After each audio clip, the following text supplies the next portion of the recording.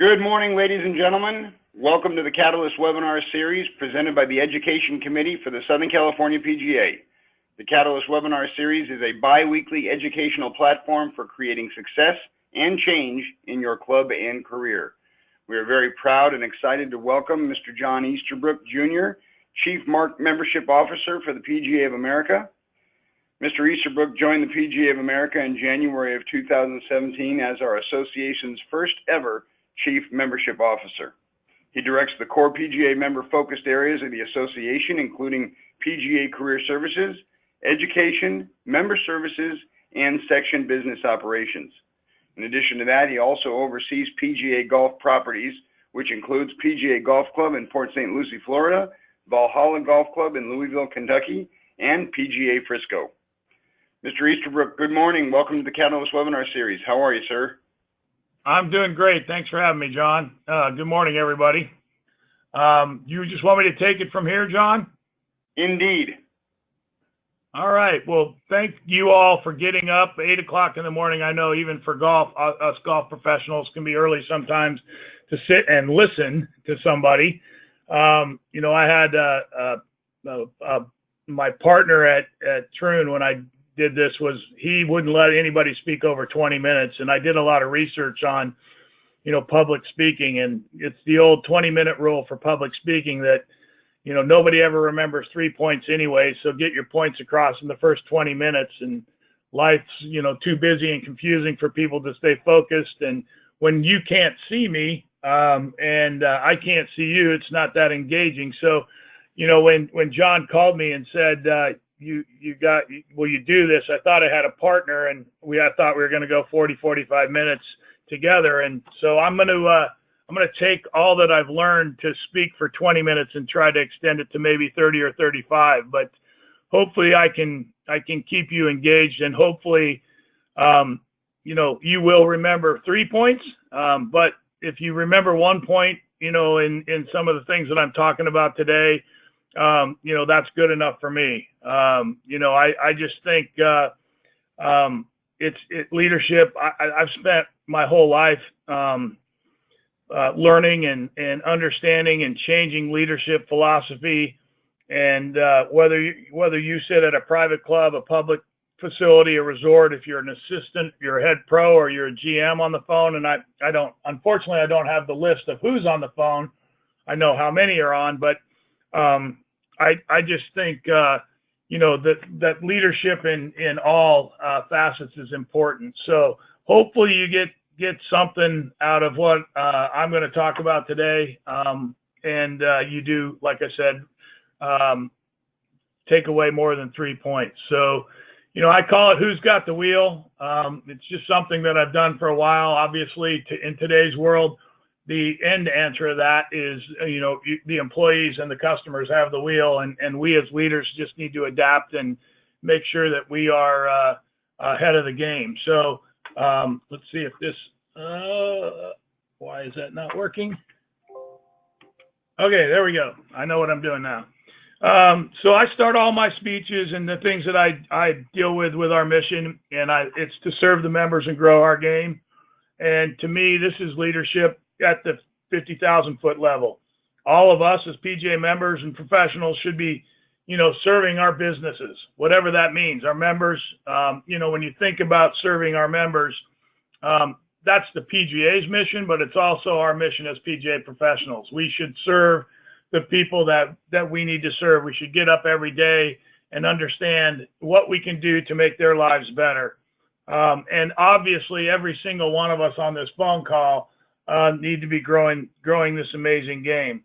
And I think, you'll hear me throughout this conversation today to understand that we as leaders in our great industry is that we need to be positive. We need to be role models, and we need to be promoters of the game. We have taken some hits in the last few years. I unfortunately don't know the demographics of who's on the call either. Some of the older professionals that may be on the phone that have been around a while understand the glory years, the late 90s and early, into 2000, where golf was cooking. We took some hits over the years, and 2001 obviously was a challenge, and then you start to move into where we are today, and we're starting to get a little wind at our back. So, the game is starting to improve. We've got 15,000 facilities across the United States and many, many more across the globe that are looking for great leaders to lead their operations. So I'll tell you a little bit about myself. John mentioned it. So who am I? I'm a 34-year member of the PGA of America. My granddad was a PGA golf professional. I fell in love with the game and really what he did as a kid. And, when I was 15 years old, I got to go across the country and meet many of his peers as we worked our way to the U.S. Open at Medina.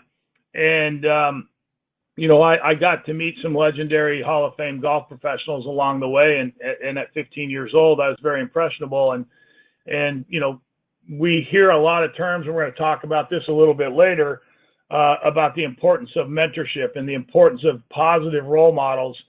And, my grandfather was the first one of those for me. He taught me, what it was and who a PGA golf professional was, and what that person and what that business choice meant to the community. And I wanted to be him, frankly. And he never talked negatively about what he did. He was always positive. My father loved the game of golf. Again, a mentor. And he was a college football coach. An American college football coach. For those that may be thinking it is football season across the pond, and he, a lot of my management style and is developed around the coaching model. So we'll talk a little bit about today. But I want to focus on mentoring and the importance of mentoring. You'll see on that slide that I worked for legendary golf Hall of Fame pro Roger Maxwell, and he taught me the importance of personal brand image and connecting with customers.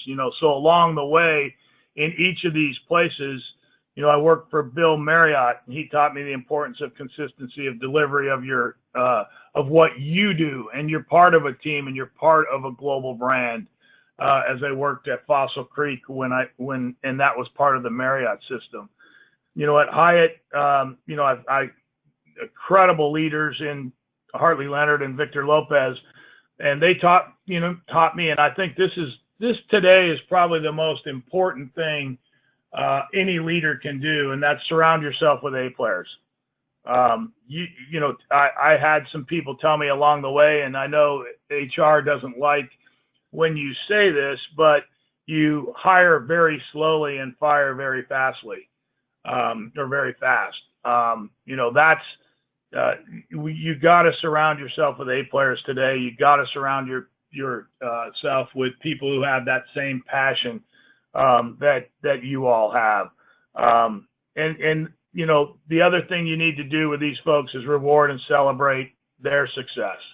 Their success is your success. I mean, it's absolutely imperative that, and I don't think we do that enough. And it can be as simple as, the two most powerful words in the world are thank you. Make a commitment as a leader to go thank some people today and just see the look on their face when you say thank you to them. And then if you thank them in public, it's even a greater opportunity for you as a leader to celebrate their success. And then my last mentor, was at Troon, and Dana was a great PGA, again, Hall of Fame member and award winner. And, leaders today have to take calculated risk. It's incredibly important. He taught me and others to believe in ourselves. He taught us that the culture drives performance. And believe it or not, and I know there's some folks out there, but he's a huge driver and still continues to be a huge driver. The PGA professionals should always be at the top of the resume pile. And there's that passion, there's that ability to play the game, there's an ability to coach the game. we can talk the game. I mean, we have a unique opportunity. You know, we passed the player ability test. We've got 4.5 years of education under our belt. We've chosen the field because we love the field, we love the people, and so we are set up to be the best leaders in our industry. And you know, that's frankly, you know, why I took the role, and John said this, as the chief membership officer. You know, my responsibilities basically are taking that messaging and pushing it out to the public.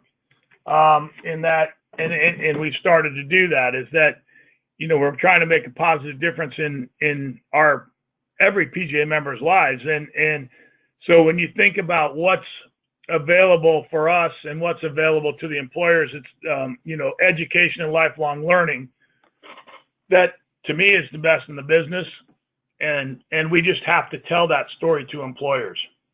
And so I'm not going to go into this, you know, what I do on a day-to-day basis. You can ask me questions at the end as it relates to this. But I just wanted you to know that every day we're trying to make sure that your toolbox is available, so that when you go out and try to enhance your careers, you can do so. And there are leadership classes and leadership opportunities within this material that we do. You know, PGA professionals have led the game for over 100 years. And as I said, you know, I looked at my granddad, we are the largest sports organization in the world.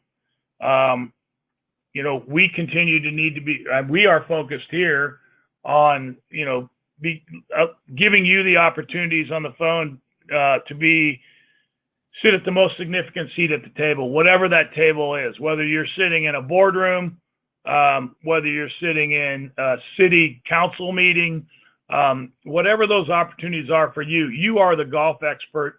You have the tools that are necessary. You know more than the people in the room. And you just have to know that, stand behind and be confident that the resources that are available to you are continuing to grow and available. You know, we're also, you know, I had an opportunity in my old world to open up 31 countries, emerging golf countries, and they are looking for PGA of America expertise. And so again, as we get into the meat and the detail of some of the things that I think these folks are looking for, and some of my thoughts on coaches, which I think are relevant in today's world, know that these type skills are what employers globally are looking for as well. And I go back to, and I just want you on the phone to know that we at the PGA of America, through our championships, are telling that message. I hope you've had the opportunity to see some of the My Journeys campaign. You know, we reached 500 million households in 175 countries with 100 hours of coverage, telling the story and the leadership and the education of the PGA of America golf professionals. Oops, I went the wrong way. You know, so the next story, and we'll get into the meat of what I'm talking about here, is the you know, great leaders of today. And you can disagree or agree with whatever the leaders you know I have here or you picked. But the important thing for you as a leader is you need to pick them, and you need to study them, and you need to refine and adapt your skills. And you need to come up with your own personal game plan and playbook. You know, nobody's going to, you know, you're unique, you're you. So I can't tell you exactly how to formulate your leadership plan. I can give you ideas, but that's why the mentoring is important. And that's why, to me, I spend a lot of time reading books, finding maybe unique and new opportunities that are different than the way I managed 20 and 25 years ago. You know, today, you know, it's just a different place than it was. So adapting your style is critically important. But the one thing that every one of these, these leaders or anybody else that we put up here is you can learn something from them. Okay, they have vision, they have passion, and they have commitment to people. There is no question that all of us and all of you as leaders, your team is looking for your vision, right? Your team is looking for your passion. You can't fake passion. And these people on this list, and again, you can agree or not, they have passion. But in today's world, there's a commitment to people. And it's a genuine commitment to people. You have to care a lot about the people that you're leading. And it's just taking a couple things from these folks up here, whether you again believe this list or not. I put Jacqueline Mars up here. For those of you who know, I'm from Wyoming, and she actually has a house in Wyoming, so that's why I put her on here. No, actually, she's obviously the Mars family, and she does have a house shared in Wyoming, worth $25 billion. And one of the things that she cornerstone of her management style was never expect from others, right? And I think that's a great analogy. Never expect from others. You as a leader, you need to desire, but you can't expect without them listening or having a coach or a mentor to talk to. You can't expect them to deliver. You have to want them to deliver. And that we'll get into that a little bit later when we talk about trust, right? And your staff needs to come to work every day motivated and excited to come to work. Jeff Bezos, obviously Amazon. I mean, who can argue that he's not there? And his big thing, and if you look him up, is hire and develop the best. So if we go back to what we were talking about earlier, it's about people. If we spend a lot of time hiring and finding the right person and we develop them, we as leaders are going to look better, right? So I can't reinforce that enough, right? Is that we have a tendency, we're all busy. I mean, I've lived in your world. I've stood behind the counter on Saturday mornings. I've sat in member meetings, and we're all trying to, get people around the golf course. We're trying to, get the member guests done. We're trying to, get a wedding done. We're busy. And when someone comes in for a job, we don't spend enough time with them talking about their passion and where they want to be. Where's their best fit in the organization and what they want to do. And we go, well, we're going to put you in the outside service area, or we're going to put you in the, cart washing area. We're going to put you in the kitchen. And and again, it's just because we're busy. So if there's, there's 3 points to take away today, and I hope there's more, but if you remember one, this is one. Is that you take your time, spend time with people, and make sure you put them in the right position and the right people for the job.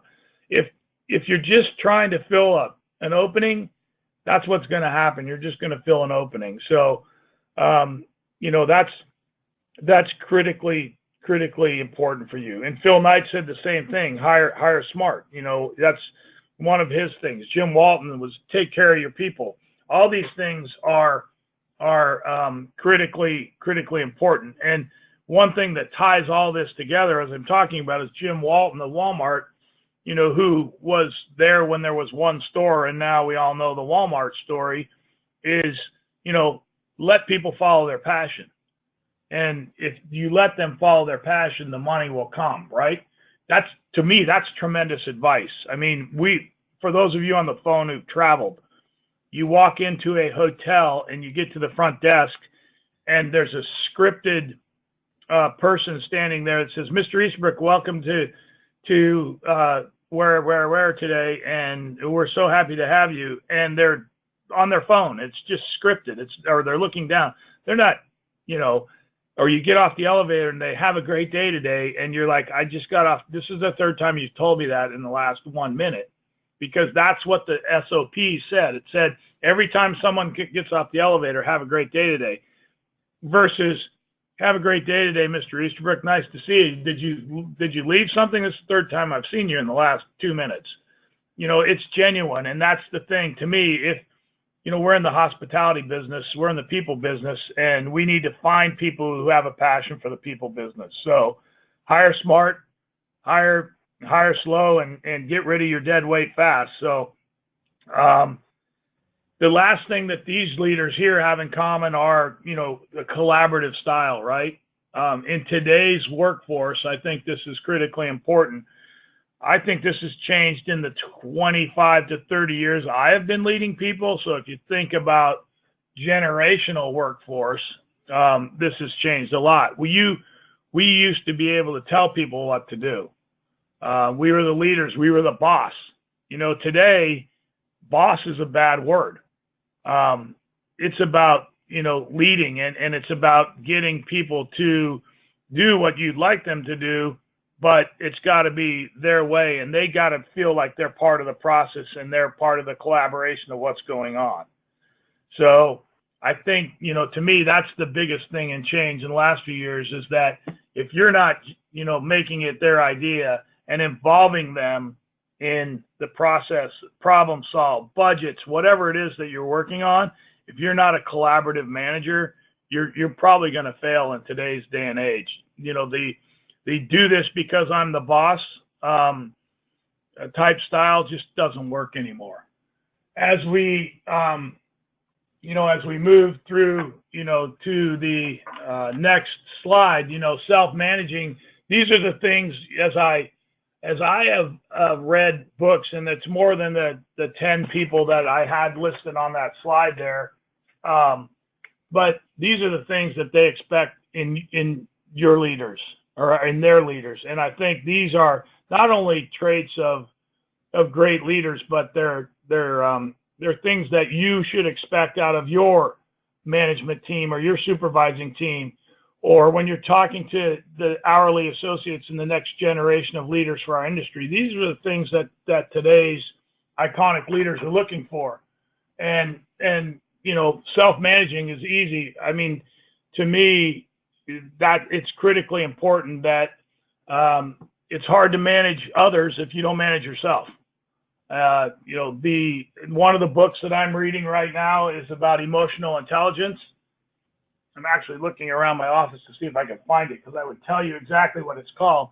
But that's a buzzword today, right? Emotional intelligence is all about self-awareness and, self-regulation. And, you can't tell someone to do something if you're not going to go out or if they don't think that it's something that is critically important, and you're not living by what you're telling them to do. Act strategically, which is forward thinking and open-minded. They expect that. You have to understand what's around the next corner. Communication is absolutely critical. And here's probably point number 2, and this is old school, and I find myself doing this, and I go back to this every day. We need to be good listeners. As leaders, we have to be good listeners. I found myself this morning in a meeting because I was preparing to talk to you all today, looking at my notes on my smartphone, and I was in a meeting with some people that really needed me. They needed my time. And I thought about what I was doing, and I said, this is exactly what I'm talking about today, is they booked a half an hour for me. Their time's valuable. My time's valuable. I need to listen to them and hear them. And it's interesting when you study the brain can't talk and listen at the same time. You have to listen. And again, it's just, if you don't want to have someone come in and talk to you, close your door. If you are an open door policy person, come in, but listen, give them the time. And you may say, I only have 10 minutes because I got to do a conference call in 15 minutes or something like that. But genuinely listen. I cannot stress that enough. And I will tell you, after 35 years of managing people in my career, this is the one I still need to work on. Is making sure that you give time to your people and listen. Use the power and authority appropriately. I think you don't want to overpower employees. That goes without saying. The next one's critical. Set clear goals. You need to do that. You need to set clear goals and tell people exactly what you expect of them. Leaders today have to be a visionary for the future. They have to manage complexity. There's going to be tough. You need to be the rock. We'll get into kind of my personal feelings on how to remember all this in a second here. Fostering creativity and innovation, team building and teamwork is a big buzzword today. And again, it goes back to, you can build a lot of credibility with your team by simply saying thank you. And then create long-lasting relationships. And this is probably what if there's one thing I said, I still need to work on listening. The one thing I pride myself on is this last thing, it's relationships. And it's genuinely caring about the people who've worked for you, in particular, your rock stars. And if they're going to better themselves in a situation, and you need to help them. You need to know that they know you have their back, and you're not selfish enough that you're not going to let them get promoted or somebody. It's to me, it's flattering when other employers try to hire your staff away, because to me, that's the ultimate reward for a leader, is that those people are getting better jobs. And so, create those lasting relationships and stay tied in. I trust me, it will pay off, as I have, again, I'm kind of getting to be a dinosaur in this industry, but I'll tell you what, I know a lot of people out there, and it's a little bit like a pyramid scheme, in that, you push your team out and your people out, and they're developing people, and all of a sudden you have a network of folks everywhere. So, stay connected and create those relationships. You guys and gals have the ability, through what the PGA is doing, to continue your education, lifelong learning. And again, I said this earlier, but you have a responsibility to yourself and to your team to continue to be educated, utilize the tools that the PGA is provided for you. And you have a responsibility, whether you believe it today or not. You have a responsibility to be a mentor. You have a responsibility to pay it forward. And if you don't have a mentor to mentor you, find one. You can't do it on your own. There's nothing you can do on your own. You need to talk to somebody. And I tell people this, I'm not the end all be all, but there's a lot of award-winning, and I'm not an award-winning either, but there's a lot of award-winning PGA professionals out there that will be happy to talk to you and give advice. And I'm the same way. If you have a question or you want to talk, that's my job. I'm the chief membership officer. So pick up the phone and call me, and I'm happy to, for what it's worth, give you my knowledge base or opinions.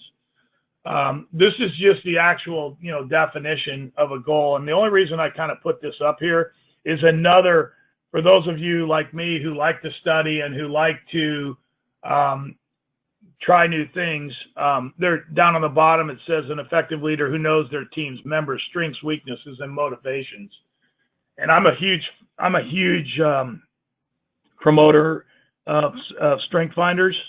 And it's just a program there's books about it, and it's just basically an ability for you as a leader to formulate your team.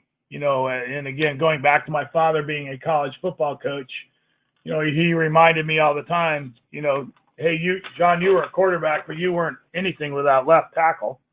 But if you have a team of all left tackles, you're going to have a problem. And so building a team is critically important. And to me, this also, again, not to be an advertisement for Strength Finders, but it gives you your own personality traits. I tested out as a believer and a responsible, positive, arranger, self-assured. Those were my 5 adjectives.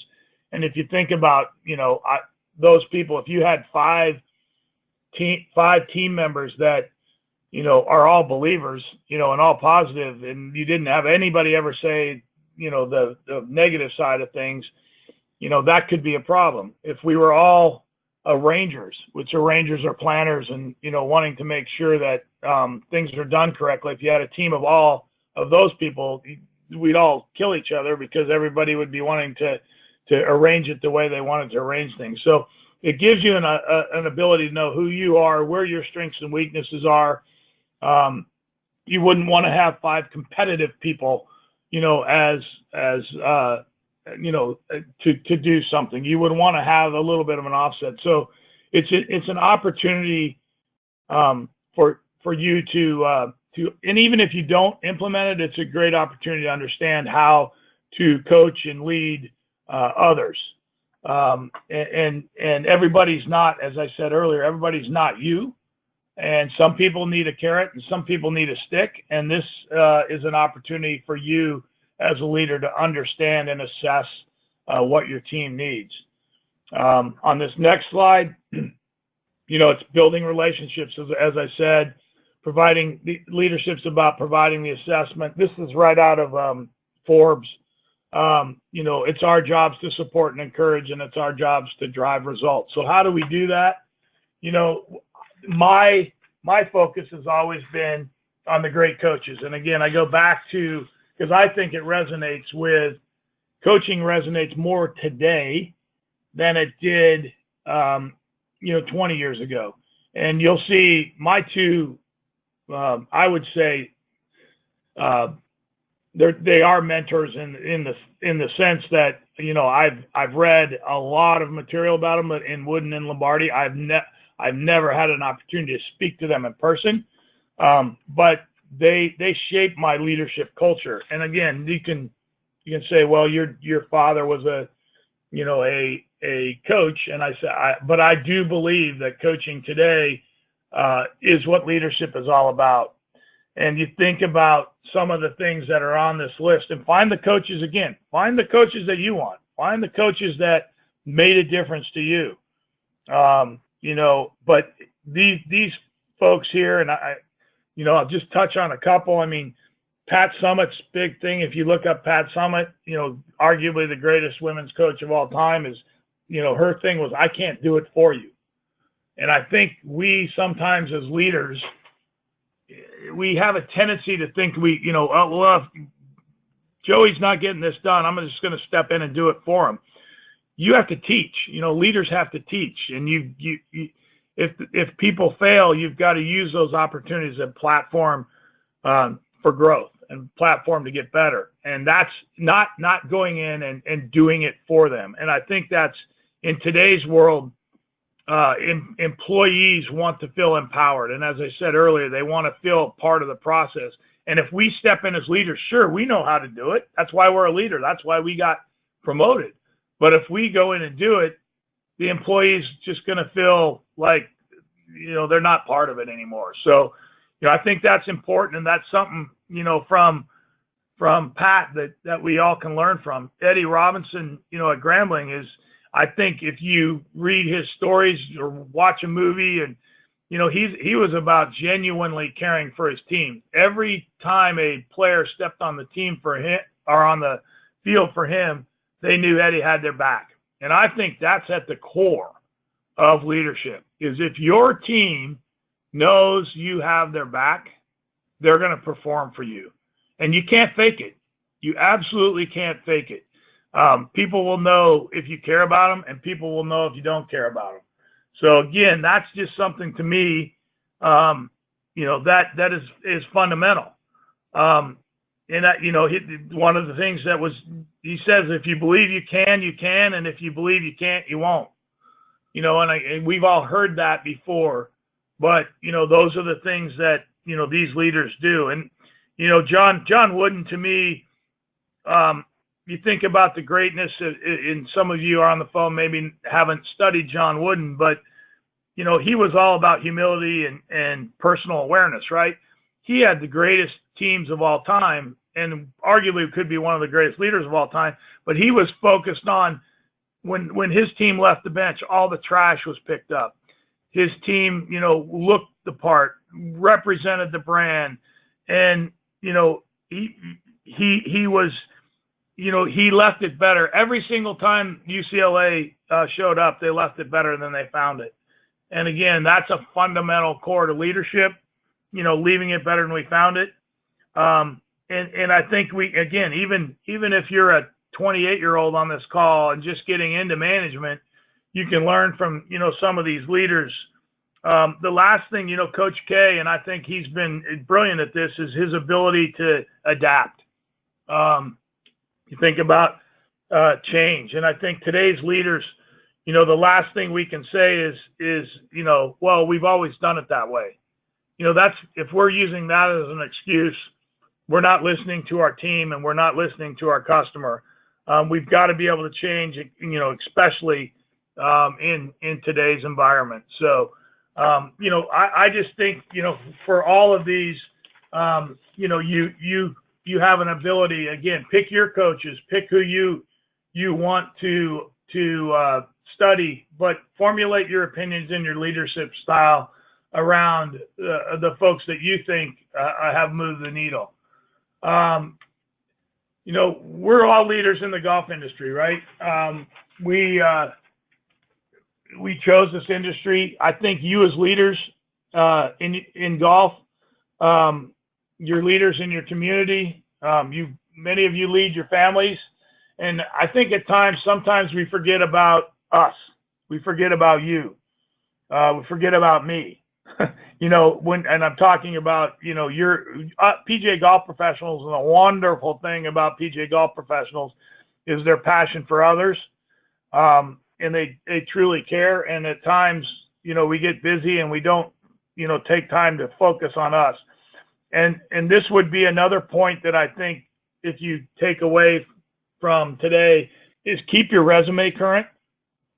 I'm not saying actively, go to every job interview out there, but keep your resume current. Look at it a couple times a year. Always be networking. Always be helpful when boards or others are looking for employment, looking whether they're calling you to ask if you would be interested, or your staff is interested. Always be helpful. The network out there is critical. But one of the things to me, and I have an updated resume, and I don't plan to go anywhere, but you do things every 6 months, every 3 months, every month, whatever it is. I look at it a couple times a year and I go, okay, some of these things that are meaningful to employers, or my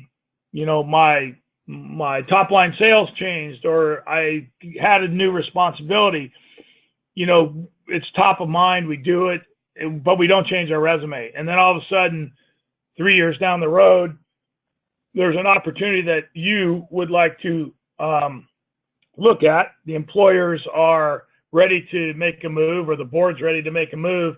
And they're like, would you send me your resume? And you're like, oh gosh, I got to go back and I got to think about all this stuff.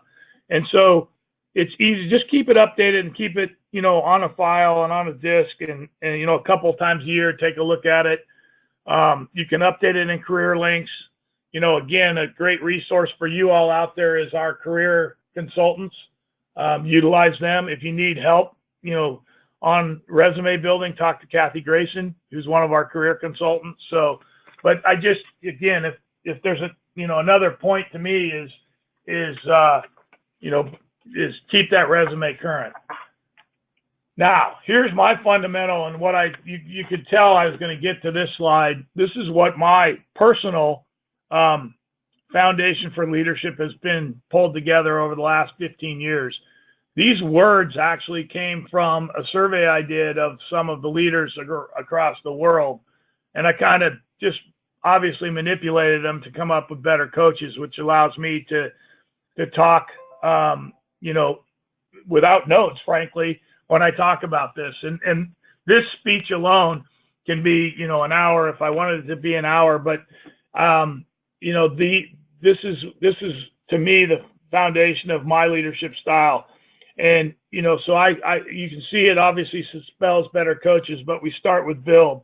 And that's build relationships. Every single day we need to build relationships. We need to build relationships with our members, our guests, our employers, our employees, your vendors, the competitors. That to me is critically important. We as leaders need to enable our staff. They are critically important. They need to feel part of the process, and they need to be able to problem solve. The last thing, you all have been to places where it drives you crazy because people are like, oh, I need to go get my manager. Enable your staff, teach your staff, train your staff, make them, enable them to make a decision. Teach. I use this in a commonplace, is that teach is teach yourself, train yourself, teach your team, mentor your team. The next is train, always be training, always be learning, lifelong learning. Bill, we go back to that slide. Bill Gates, dropped out of high school, but he says his fundamental leadership is learn something new every day. Our job as leaders is to encourage. It's to show up with passion every day. It's to pat people on the back. It's to tell them good job. It's to encourage them to pass their PAT. It's to encourage them to take a risk on a new job. We need to retain our A players. This is critical. We need to absolutely make sure that our A players remain with us, or that they're motivated, or again, that we have their back. We have a tendency as leaders to spend majority of our time with our C and D players. We're managing challenges, and we forget that Susie and Johnny are performing well, and we need to make sure that we spend time with them as well. We need to celebrate the success of others. Publicly is better. Anytime you have an opportunity to celebrate, and whether it's in Associate of the Year, Associate of the Month, or just calling somebody out in a staff meeting. If you're in golf, make sure you go down and thank maintenance. If you're in golf, make sure you go back and thank the kitchen, because it's all about what's going on in the experience. We as leaders have to create opportunity.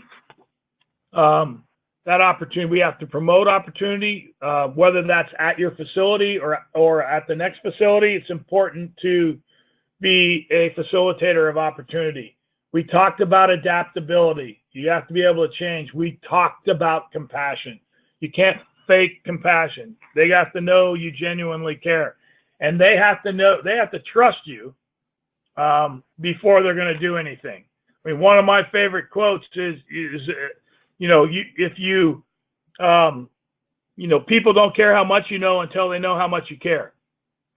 I think that's one of the greatest quotes of all time. People don't care how much you know until they know how much you care.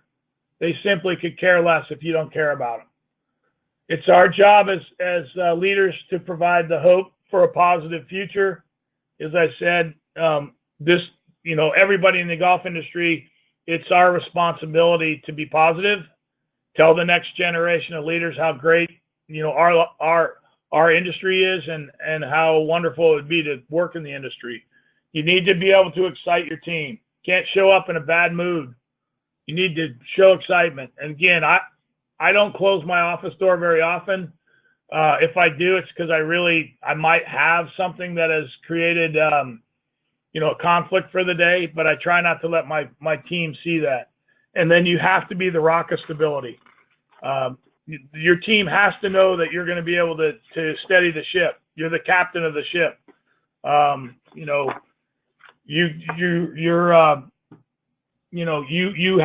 are the rock. And so when, in a nutshell, what do we all have to do? We just have to be better coaches. And what do great coaches do? They inspire, and they bring out the greatness in others. So if we kind of, again, I'm not saying you can take this and change it a little bit, but it's an easy visual for you to be able to talk about and move through. So as I head for home here with the presentation, I've always talked about kind of my fives and what I've learned from folks. This is what I do. Never stop learning. Read, investigate, try something new. As I mentioned, I ask people a lot of times, even in interviewing, it's a great interview question. What book are you reading? And it's going to tell you something about the person. And everybody should be reading a book of some sort right now, or what they're studying on their smartphone, or, I use book because I'm, almost 60. So, it's probably not as relevant. I should probably change that. I need to adapt and change that analogy. Something that someone told me, if you're uncomfortable, if you're comfortable, get comfortable getting uncomfortable. Try something new. Force your team to, again, it's okay to fail. I mean, that's how you grow. So try something new. So we talked a lot about point 3. We can't do it alone. Got to surround ourselves with talent. We talked a lot about 4, find a great mentor. And 5, as I said, if there's one point, it's the resume and always be networking. So these are the things that I've learned, and that I take. Characteristics of great business people, and I love number 1. It's important to be likable, but you don't always have to be liked. You can't, pardon the French here, but you can't be an ass. You have to develop respect. So it's important in today's workforce that workplace that people have fun, and you're not going to have fun if you're not a likable leader. You need to be sincere, and your team needs to be sincere that you're learning the business and the changes in the business. And again, that may be stuff that we don't like to do today. We as leaders, we need to understand wage and hour changes, and we need to understand independent contractor status rules. And it's not fun, but our team and our employers are going to expect us to be serious about learning the business. 3 is, to me, I said it earlier, that we're in the hospitality business. You can't fake it. You got to love people. You got to love conflict. You got to love conflict resolution, and you got to love spending a lot of time with folks if you're going to do what we do. And then I said this earlier, I said it before, but people must trust you and care before they care. The last thing, and I wasn't great at this, and I just make sure that anybody that I'm talking to, make sure you take care of home too. Understand the work-life balance. In today's day and age, it's easy to stay connected with your phones. It's easy to stay connected, by a laptop. Don't miss the important things in your personal life. It's critically important, because you will be, and great leaders today understand, you will be a more effective manager and effective leader and effective person at the office if you've got the appropriate work-life balance. And what happens if we do all this? What's this great game going to give back to you? And I can tell you from experience, it's going to give you a network of successful and ethical people. The game of golf is incredible. The people in the game of golf are incredible. They're very successful, ethical people. The game is of honesty, ethics, competitiveness, and sportsmanship. I mean, and what more can you ask for? I mean, most people in golf are honest and ethical, and the competitiveness and sportsmanship is fantastic, and you have that for life. To me, it's a game of a lifetime, and it's something that we can't forget. I remember playing, in a span of 3 days with my grandmother for nickels and my daughter, on the golf course, that they were 80 years apart, and I could play with either one of them. Lifelong friends, whether it's a fraternity or sorority, whatever you want to call it. As I said, the network and net of the PGA professionals is amazing, and it's really a family. And, I think you have an opportunity to, as I said, be a mentor others, and just stay connected, and you will have friends for a lifetime. The members that you meet, the people that show up at your city clubs, the resort guests who come back every year, they're coming back because they feel comfortable where you are, and you're developing lifelong friends, and it's a passion for the game, and it's just a wonderful game. So as I close here, the post game piece is, people we talked about, promote yourself. It's okay to beat on your chest now and then. Always keep yourself polished, which is refining and refreshing your skills. Stay relevant and stay current. Understand today's news, what's going on in the news a little bit. If you passion is important. If you wake up and you're not passionate anymore, get out of the business. Don't do it anymore. You're not doing yourself a favor. If you've got people who are in your system that aren't passionate about what they're doing, move them on too. And again, every single speech that I've ever given, it's our responsibility to be positive. It's a great game. It's an amazing opportunity.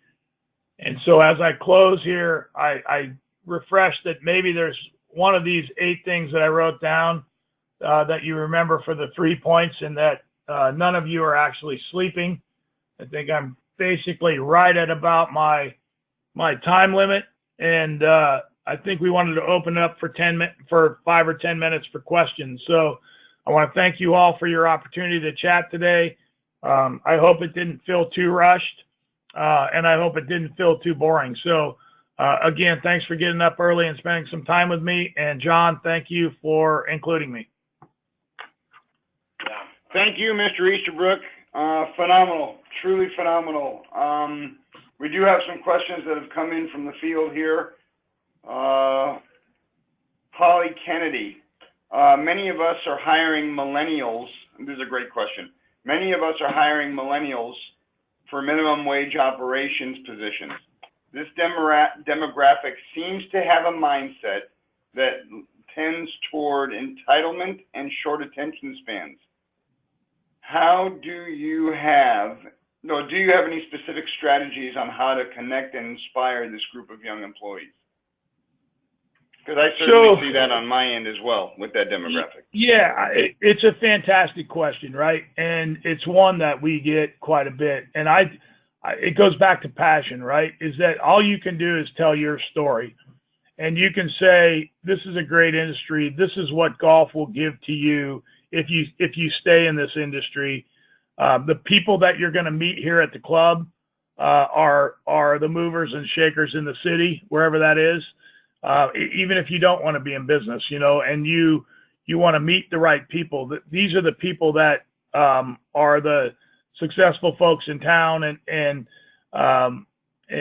they love the game of golf, and you have an opportunity to meet those folks. I would say if it's kind of a twofold answer. I would ask the person if they want to stay in golf, and I go back to passion. And this is not unique to golf, gang. So I'm not an expert on millennial management, but I have kids. My oldest daughter's a forensic psychologist, and she's not making any money, and she's just out of school. And she's like, Dad, I'm not making any money. And I said, do you love what you're doing? And she said, yeah. And I said, well, just hang in there. And it goes back to what Jim Walton said, is that these younger kids, we have to tell them to follow their passion. And they will, if you follow your passion and you stay patient long enough, the good jobs and the good employers will find you. And there's no magic bullet there, but what happens to us in golf is, and it's a great thing, is, as you said, these folks, they're entry-level jobs. They might be in outside service or hey, sorry about that, assistant in a golf shop, or food and beverage, or wherever they may be, but they're meeting these successful folks that are hiring them away for more money. And so I try to focus them on it. It's a great career. It's a great way to meet people. You don't have to be in it forever, but you're honing your skills they're in a hospitality world. If they're just taking the job to take a job because their parents told them they had to take a job, they're better off working at McDonald's, for probably more. But we can help, as PGA professionals, we can help shape them into great hospitality leaders, and introduce them to a lot of folks. As I said, golf introduces you to great people, and that's what I would hang my hat on. You got to make it fun. All the things you talk about, millennials want it fun. Millennials want it engaging, want to feel part of the process. but I don't have a silver bullet, and it'd probably be a great another webcast to have somebody talk about, millennials, specifically about what motivates millennials. I mean, most of the time when we have those presentations, they're a couple hours. So.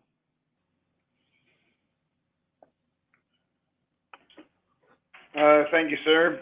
The other thing is when you talk about, and it's kind of along the same lines as motivating millennials, but not exactly. I've heard several motivational speakers touching on the key point of having empathy and creating a sense of camaraderie with your employees as a key element in gaining their trust and inspiring them to be effective going forward. Do you know where that came from and why that's such a important managerial tactic lately and going forward? Well, I go back to that bullet point about creating the relationship. Is that, to me, whether the person that you hired, and again, hopefully you're hiring people for all the right reasons, but when you hire a young man or young woman, you need to take a personal interest in them. And that doesn't necessarily mean that they have to do exactly what you want, but you have to make sure that they know you have, like, as I said, they know you have their back. And so I tell this story. I had this young man named Kenneth Colson in Texas when I was a director of golf, and I told him I knew he didn't want to be in golf. And his parents told him he needed a job. And I think this still resonates today. And I said, Kenneth, let me tell you something. I'm going to if you want to be the greatest pig farmer in the state of Texas, I'm going to help you get there.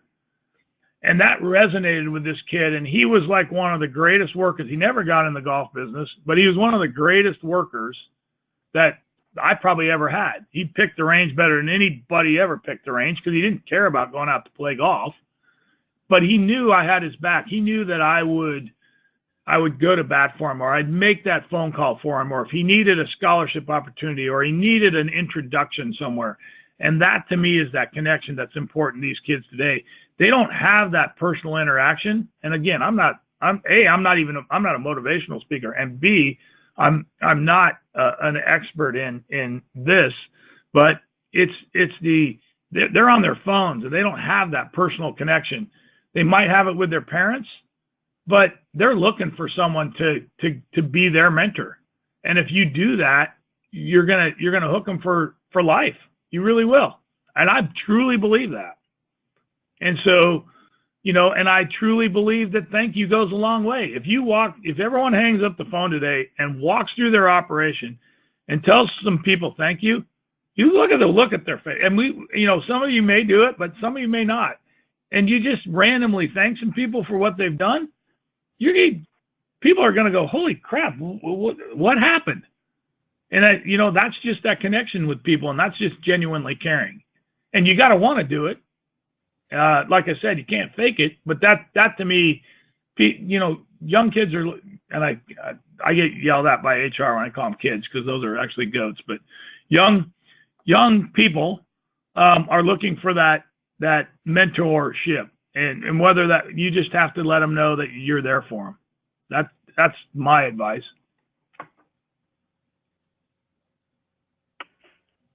Thank you very much, Mr. Easterbrook, for your time today. That concludes this week's Catalyst webinar series. As usual, ladies and gentlemen, the YouTube recording of Mr. Easterbrook's presentation, along with a 10-question quiz, will be going out shortly. Please take the quiz and return it to Sharon Kerfman at pgahq.com, skerfman@pgahq.com. A score of 70% or higher will earn 1 MSR credit for attending this morning's Catalyst. Also want to encourage everybody to be on our next Catalyst webinar series. We will be preparing, actually July 11th, we will have Roger Cleveland on from Callaway Golf. So Roger Cleveland's going to be on the Catalyst webinar series on July 11th from Callaway. And then on July 25th, we have Paul Vermeulen, Vice President of Competition and Agronomy for the PGA Tour. So we've got a great great schedule coming up in the next couple of weeks, and hope you could all attend. Mr. Easterbrook, on behalf of the Education Committee for the Southern California PGA, thank you very, very much for taking the time to put together a presentation today and share your expertise and insight to better educate the Southern California PGA member. Thank you, sir. All right, thanks, and thank you all on the phone for your time today. I know everybody's busy. Appreciate it. Take care. Have a good day. Thank you, everybody. Take care.